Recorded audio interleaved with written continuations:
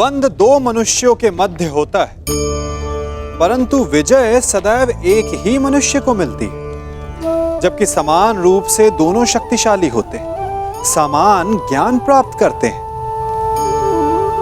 कारण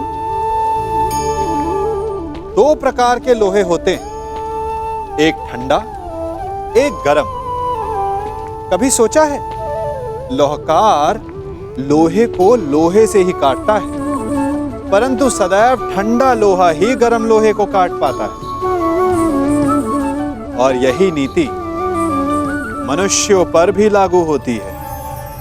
जब युद्ध होता है तो जिसके मन में ईर्ष्या होती, जलन होती, आक्रोश होता है, वो गर्म लोहे के समान। और जिसका मन शांत होता है, जिसका मन संयम से बंधा होता है, वो ठंडे लोहे के समान है। और वही ईर्ष्या और द्वेष नामक गर्म लोहे को काट सकता है। इसलिए यदि जीवन के संग्राम में विजय प्राप्त करनी है तो अपने मन को शांत रखें। चूंकि गर्म लोहे की भांति ईर्ष्या और क्रोध जैसे भाव को रखने वाला मनुष्य सदैव शांत स्वभाव के मनुष्य के समक्ष निर्बल है। शक्ति ईर्ष्या और क्रोध में नहीं, शांति और संयम में है। द्वारका में जो घटित हुआ वो केवल दुर्योधन और अर्जुन ही जानते हैं। दुर्योधन को केवल आपने भ्रम दिया और शक्ति दी अर्जुन को। नारायणी सेना को चुनना दुर्योधन का चुनाव था मित्र। मैंने तो उसे केवल विकल्प दिया। अब दुर्योधन ने क्या चुना ये तो उसका निर्णय। इसमें मैं क्या कर सकता था? आप जो कर सकते थे आपने किया माधव, और उसका परिणाम वही हुआ जो आप चाहते थे। यदि आप पक्षपाती नहीं होते तो अर्जुन को देखते ही आप उससे पूछते कि वो युधिष्ठिर के स्थान पर वहां क्या कर रहा है, परंतु आपने ऐसा नहीं किया। यदि तुम दुर्योधन के चुनाव पर निराश हो तो खेल मैंने नहीं, उसके दम, उसके लालच, उसके अहंकार ने खेला है मित्र। आप भी भली भांति जानते हैं कि दुर्योधन युधिष्ठिर से कहीं अधिक सक्षम शासक है। इस समय भारत को शासक की नहीं, धर्म की आवश्यकता है, धर्मराज की आवश्यकता है मित्र। फिर भी मैंने तुम्हारे तथाकथित सक्षम शासक को विकल्प दिए मित्र, जो विकल्प चुनने में ही चूक गया। वो कैसा सक्षम शासक मित्र? और मेरे विकल्प का क्या? आपने मुझे विकल्प क्यों नहीं दिया? कौरवों और पांडवों के मध्य आपने मुझे क्यों छोड़ दिया? क्या आपकी दृष्टि में मेरा कोई महत्व नहीं केशव? मैंने तो सदैव तुम्हें विकल्प दिए मित्र। अब तुमने ही मुझे नहीं चुना तो उसके लिए तुम स्वयं उत्तरदायी। मैंने तो वर्षों पहले तुम्हारा सारथी बनना स्वीकार किया था मित्र, परंतु तुमने ही अलग मार्ग चुना। मैं तुम्हें सदा धर्म के लिए लड़ते देखना चाहता था, परंतु तुमने सदैव दुर्योधन के छल का साथ लिया। परंतु अब भी कुछ नहीं बिगड़ा। तुम्हारे लिए अब भी अवसर शेष है मित्र। तुम मनुष्य श्रेष्ठ हो, परंतु अनुचित स्थान पर। उचित स्थान का चुनाव करो मित्र। ये विकल्प नहीं है माधव, और यदि आप इसी को विकल्प कहते हैं तो आप ऐसा विकल्प मुझे अनेक बार दे चुके हैं, और मैंने सदा आपसे कहा कि ऐसा संभव नहीं है। मुझे इस बात का खेद रहेगा कि आप मेरे साथ नहीं होंगे, परंतु ये खेद मैं अपने मित्र को नहीं होने दूंगा, जिस मित्र ने मुझ पर विश्वास किया। आप अपना धर्म निभाइए और मैं अपना ऋण चुकाऊंगा वासुदेव।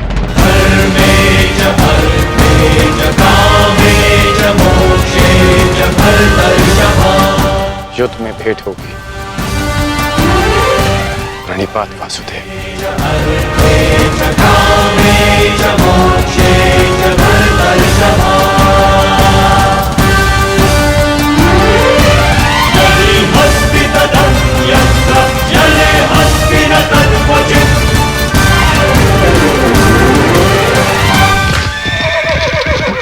नहीं मित्र, युद्ध से पूर्व हमारी भेंट होगी और मैं तुम्हें एक और अवसर दूंगा। तुम्हें आभास कराऊंगा कि जितना सम्मान तुम्हें चाहिए उससे कहीं अधिक सम्मान के योग्य हो तुम। अगली भेंट में तुम्हारी वास्तविकता से भेंट करवाऊंगा मित्र। तुम्हें ज्ञात होगा कि तुम वास्तव में कौन हो। आशा है कि उस दिन तुम उचित विकल्प चुनोगे मित्र।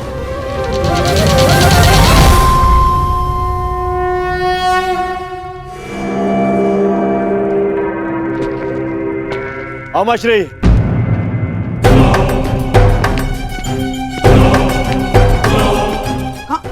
कहाँ थे तुम?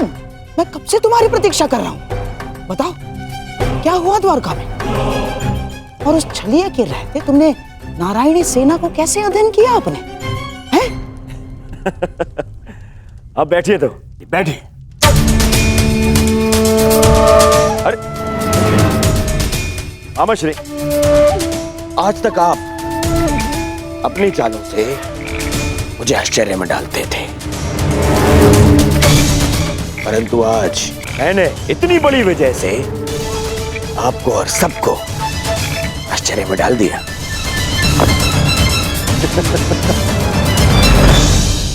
सब इतने प्रसन्न है मेरे इस निर्णय से, सवाए मेरे मित्र कर्ण के।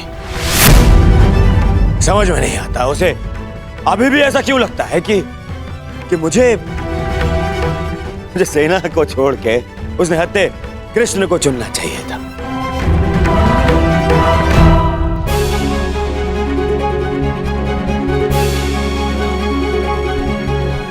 आज वासुदेव हमारे साथ है तो इसका सारा श्रेय पांचाली को जाता है। यदि तुमने अर्जुन को ना भेजा होता तो कदाचित ये संभव ना होता। आपका मेरे प्रति इतना विश्वास मेरे लिए बहुत सम्मान की बात है आर्य, और मुझे भी पूर्ण विश्वास है कि आप हस्तिनापुर के लिए अधिक योग्य शासक सिद्ध होंगे। अरे कोई जाओ, समझाओ, बताओ उसे कि कितनी बड़ी भूल कर रहा है वो। भूल तो तुम कर रहे हो दुर्योधन।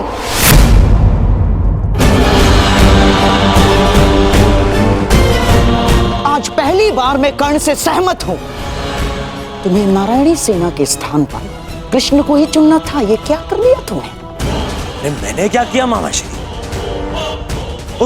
उस कृष्ण ने वहां वचन दिया कि वो युद्ध में अस्त्र नहीं उठाएगा, तो फिर मैं नारायणी सेना को छोड़कर उसने हत्या कृष्ण को चुनकर क्या कर लेता?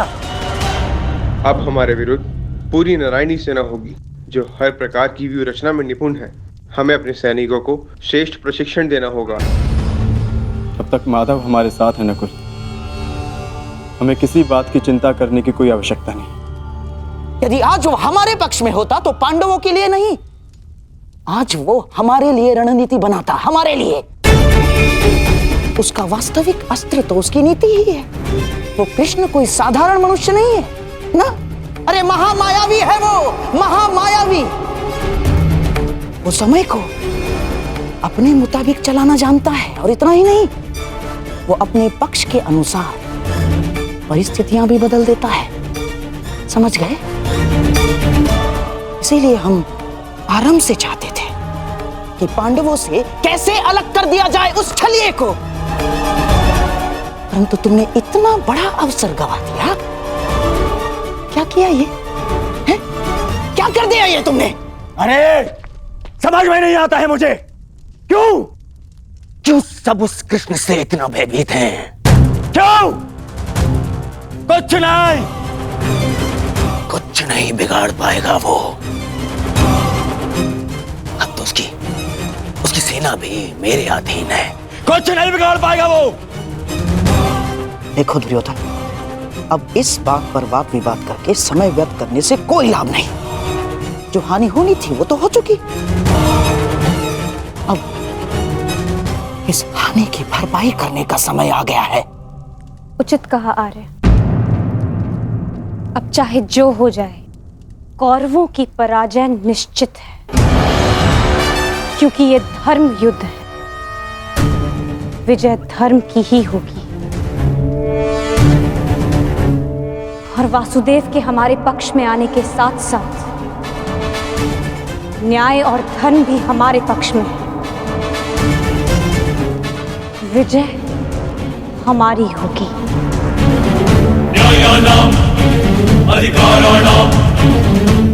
ये महाभारत भारत का नवनिर्माण करेगा।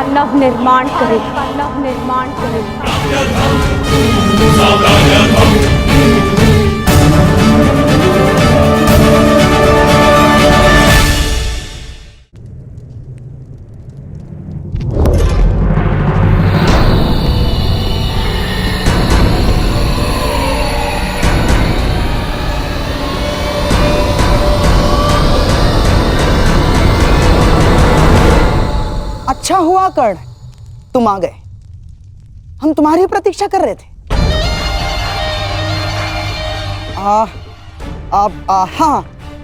सभा का आरंभ मैं सबसे पूर्व महाराज धृतराष्ट्र को राजकुमारी लक्ष्मणा के विवाह की बधाई देकर करना चाहता हूँ। बधाई हो महाराज। और हाँ, अत्यंत खेद के साथ मुझे ये भी कहना पड़ रहा है कि ये अंतिम शुभ अवसर था जिसमें सारे कुरुकुल ने भाग लिया। हाँ, क्या पता इस युद्ध के पश्चात कौन जीवित रहेगा और कौन नहीं।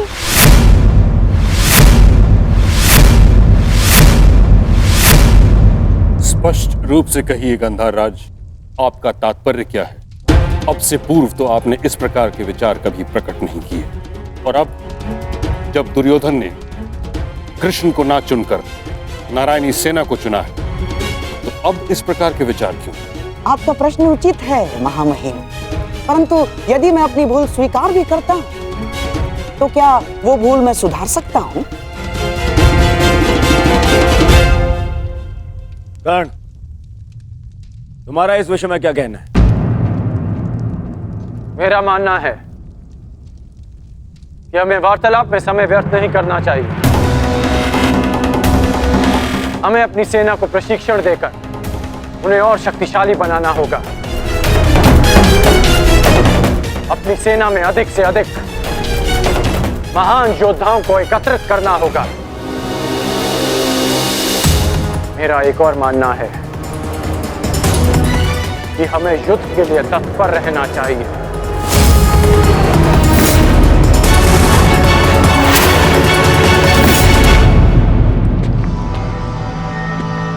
क्या तुम्हें भी यहाँ उपस्थित होने के लिए कहा गया?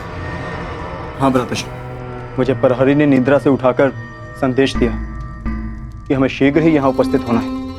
परंतु क्यों और किसके आदेश पे? ये आदेश मैंने दिया है।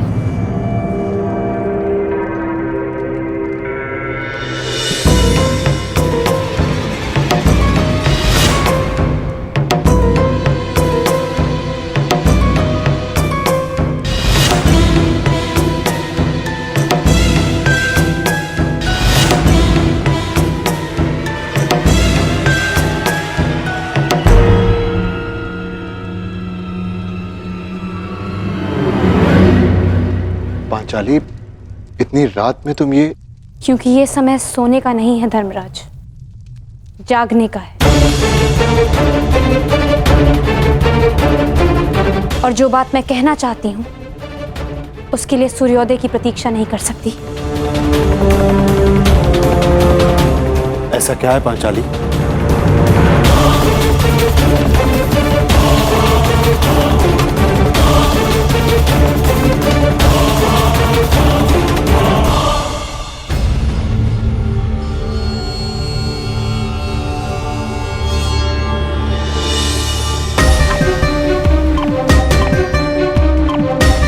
पांचाली, ये तिथि कैसी?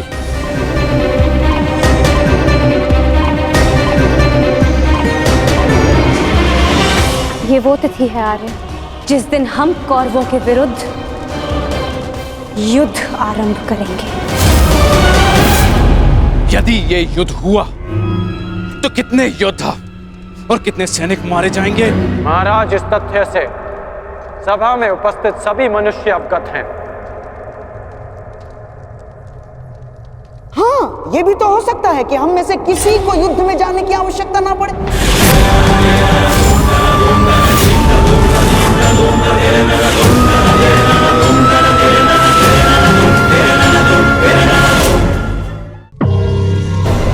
महामहिम, जैसे पुराणों में मैंने पढ़ा है कि स्वयं भगवान भी अपने शत्रुओं को एक अंतिम अवसर देते हैं, तो क्या हम अपने शत्रु को अंतिम अवसर नहीं दे सकते? दे सकते हैं ना महामहिम? गांधार राज, युद्ध होना निश्चित है और होकर ही रहेगा। और इसकी उल्टी गिनती प्रारंभ हो चुकी है।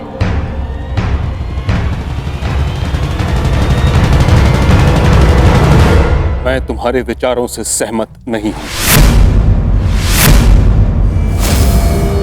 जितना असहमत मैं गंधार नरेश की सोच से हूं, उतना ही असहमत मैं इस निष्कर्ष से हूं। हर परिस्थिति में संधि युद्ध से श्रेष्ठ होती है। हमें पांडवों से संधि वार्ता कर लेनी चाहिए। युद्ध अभी प्रारंभ नहीं हुआ है महाराज, हम इसे रोकने का प्रयास कर रहे हैं। हमें पांडवों से शांति वार्ता करनी चाहिए। मैं जानता हूं कि आप भी ये युद्ध रोकना चाहते हैं। हम भी नहीं चाहते कि ये युद्ध हो।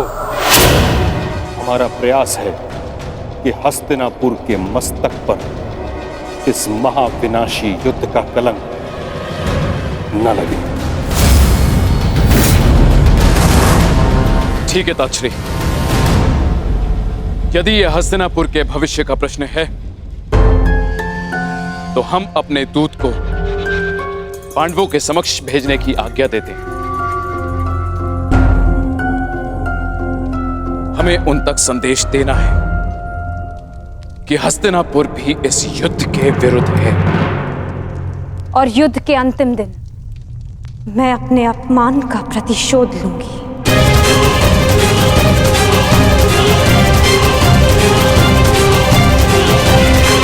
जिस दिन दुर्योधन का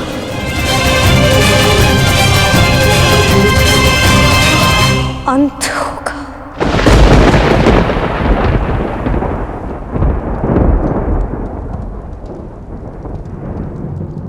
महाराज, ऐसे ये मेरा अंतिम निर्णय है कर्ण।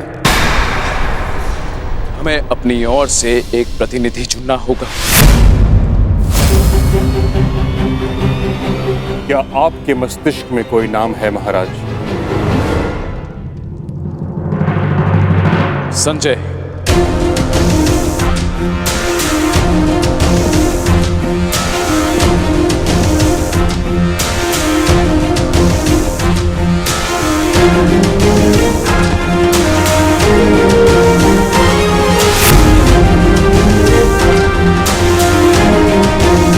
प्रणिपात महाराज।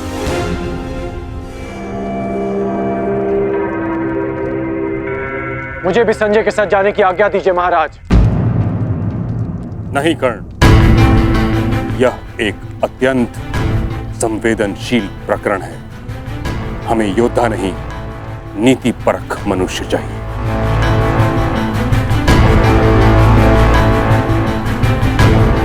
विदुर, तुम संजय के साथ जाओगे।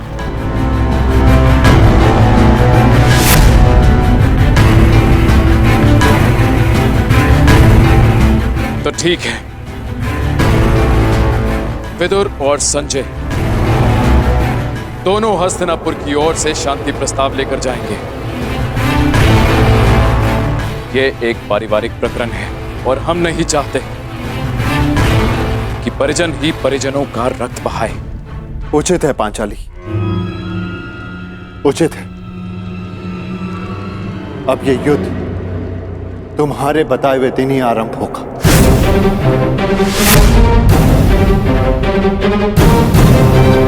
और इसका संदेश हम कौरवों तक पहुंचा देंगे।